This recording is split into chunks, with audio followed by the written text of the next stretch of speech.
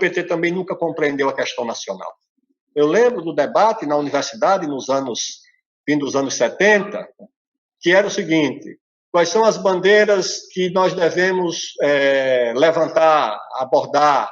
Era as liberdades democráticas, a Assembleia Nacional Constituinte livre e soberana, a elevação do padrão de vida material e espiritual dos trabalhadores.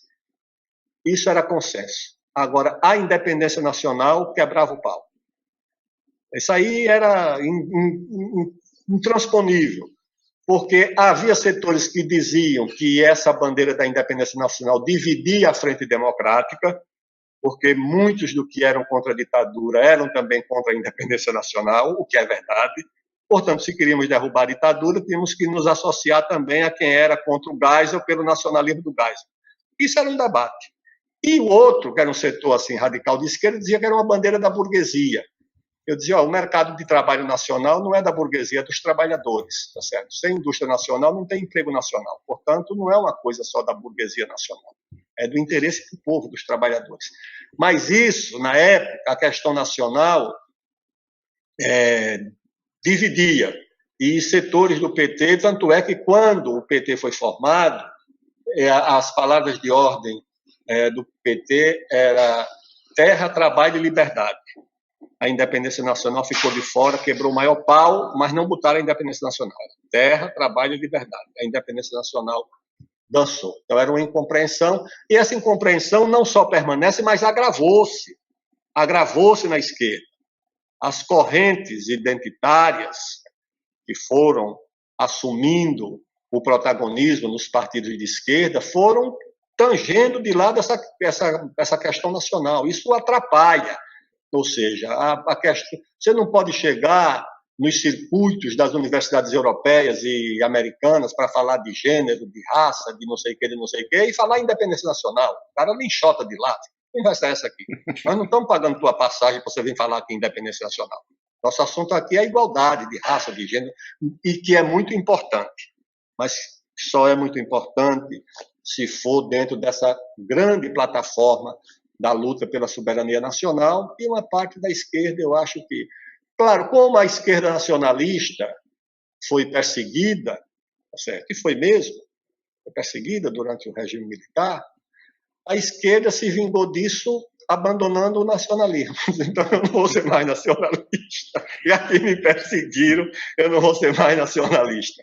Eu acho, não é todo mundo, né? Mas uma parte grande já se passou. Já está lá, já abraçou essa coisa aí. Eu via no Fórum de Porto Alegre, ou seja, era um Woodstock de lutas sociais, né? O Brasil passava muito longe daquelas preocupações. Por essa razão é que agora muitos se aliaram ao Macron, festejaram o Macron. Não, o Macron está certo, agradeço ao Macron, está certo. Não vê que o Macron não está interessado em agenda ambiental, o Macron está interessado em outra coisa. Mas o Brasil é um país onde o Estado foi construído sem que a nação ainda tivesse consolidada. Então, a missão, as Forças Armadas no Brasil, as instituições armadas no Brasil, têm uma dupla missão. A missão de defender e a missão de construir o país. A construção do Brasil, que é um processo ainda em andamento, tem que ter um apoio forte nas Forças Armadas. Não é a construção da defesa, a construção dos valores nacionais, a construção da unidade do país, a construção material, a construção social, a construção intelectual, a construção científica, a construção tecnológica. Basta olhar que é isso mesmo. Administrar conflitos. Na regência, nós tivemos um conflito aberto entre dois valores importantíssimos: a democracia e a unidade nacional. Se nós abraçássemos o que estava na ordem do dia, o que era a ordem do dia das aspirações democráticas do mundo, que era a república, nós tínhamos esfacelado o Brasil em 8 ou 10 repúblicas. Todo caudilho romântico, como o Frei Caneca, ou interesseiros como outros, tá certo? Queriam fazer a sua república, não foi isso que fizeram na América Espanhola. Eles baniram do continente o Bolívar, Não foi o sargento que participou da Batalha de Boyacá. Eles baniram. O líder, o chefe, foi banido para que aquelas repúblicas separadas, o Equador, a Colômbia, a Venezuela, a Bolívia, o Peru, cada caudilho queria a sua. Nós íamos passar por isso. Quando veio esse conflito, que a esquerda não sabe ler, ou parte dela não sabe ler, que é uma contradição entre a questão nacional e a questão democrática, como é que se resolve? A única instituição capaz de resolver esse conflito era o Exército. Era a única que tinha alguma consciência nacional. Porque a consciência democrática nos levaria à secessão. Provavelmente nós todos que estamos aqui, se vivêssemos em Pernambuco em 1824, seríamos militantes da Confederação do Equador. Nós seríamos um recruta, um voluntário dos farrapos. Nós estaríamos ali nas fileiras do General Neto, do Teixeira Nunes. Nós seríamos ali. A nossa inclinação seria essa. Mas era errado. Aquilo ia levar o país à divisão, à fragmentação. Quem percebeu e quem foi capaz de conter essa situação foi o Exército. Mas hoje é vilipendiado por isso. Então, as Forças Armadas ajudaram a construir a República. Queria a República se o Deodoro não tivesse deixado o pijama, montado no cavalo do cabo, no baio, certo? E feito aquela caminhada por ali. A República ia ter que esperar mais um tempo. Embora fosse uma aspiração das camadas médias urbanas, de setores mais, foram os militares, fruto da Guerra do Paraguai, da visão crítica dos limites do Império. A abolição foi possível porque recebeu um grande apoio militar dos quartéis. Aquele jangadeiro cearense foi recebido com honras militares, foi a maior crise. Palmiro, o comandante, lá no Rio de Janeiro. O Floriano era inscrito no clube abolicionista clandestino, todos eles participaram. 30, o que foi? Aliás, a guerra civil dos anos 20, o tenentismo, era uma aspiração dos militares, em exatamente ter isso, o keynesianismo. O keynesianismo militar no Brasil antecedeu o Keynes. Basta ler o Euclides da Cunha. Sei lá, aquilo era um debate dentro da engenharia militar. Os engenheiros militares eram chamados de cientistas. Isso no século XIX, porque concebiam que não havia futuro para as Forças Armadas, para o Exército no Brasil, não havia futuro se não houvesse futuro para o país. Era uma instituição de Estado. Como é que vai existir Forças Armadas como instituição de Estado se não existe Estado? Precisava existir o Estado. Precisava o Estado se desenvolver. Eles olhavam muito para a América, para o modelo de desenvolvimento dos Estados Unidos. Desenvolvimentismo, industrialização, isso eles olhavam. Bem, então, trazendo essa reflexão para os dias de hoje, nós temos uma Força Armada, que é a Força Armada dos homens, do pensamento, dos seus limites, das suas aspirações. Uns mais liberais, inclusive em economia. Hoje nós temos nas Forças Armadas gente que acredita que, de fato, o Geisel, o Mourão não falou num programa de televisão, que o Geisel foi muito estatista, criou muito estatal.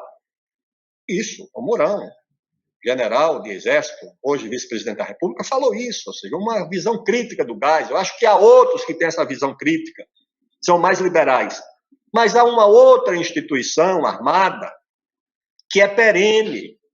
É essa que produz a Política Nacional de Defesa, é essa que produz a Estratégia Nacional de Defesa, é essa que faz o programa nuclear, é essa que faz o programa espacial, sem nenhuma xenofobia.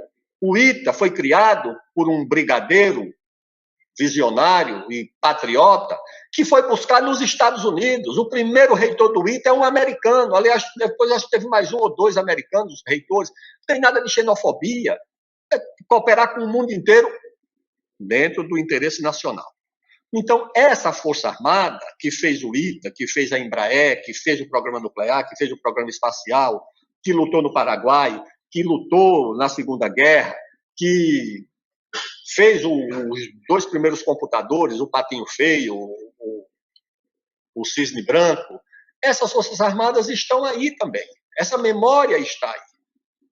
E essas instituições, elas não vivem apenas dos homens, porque são muito passageiros. Um comando militar numa área hoje em dia passa 2 anos. Passa 2 anos. O comando do Exército, da Marinha, da Aeronáutica passa 4, se o presidente da República não mudar no caminho.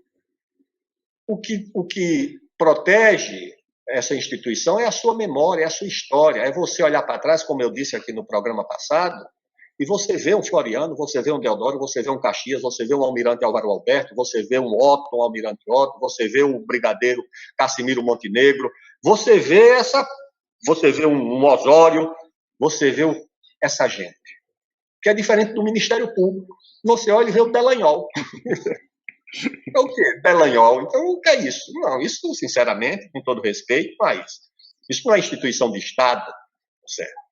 Isso é quase uma ONG mantida com dinheiro público, a serviço de interesses que já se sabe alguns e vai se saber ainda mais outros, certo?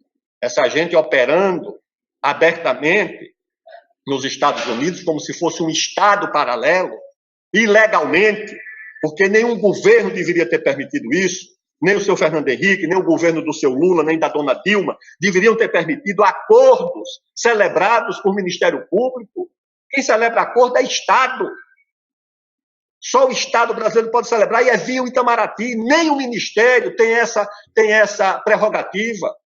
Quando nós celebramos um acordo no Ministério da Ciência e Tecnologia, é o Itamaraty, é via o Itamaraty. E essa ONG do Ministério Público saiu celebrando acordo pelo mundo afora para entregar conhecimento, segredos, para nossas empresas serem processadas por governos estrangeiros, quando um governo estrangeiro não permite nem que um piloto criminoso seja processado pelo Brasil, como foi os que foram responsáveis pelo desastre da Gol, estão protegidos pela lei americana, e nossos procuradores vão entregar ao Departamento de Justiça os segredos da Petrobras. A Embraer também está sob intervenção jurídica, acusada de ter vendido um avião, sei lá para onde, para a América Central.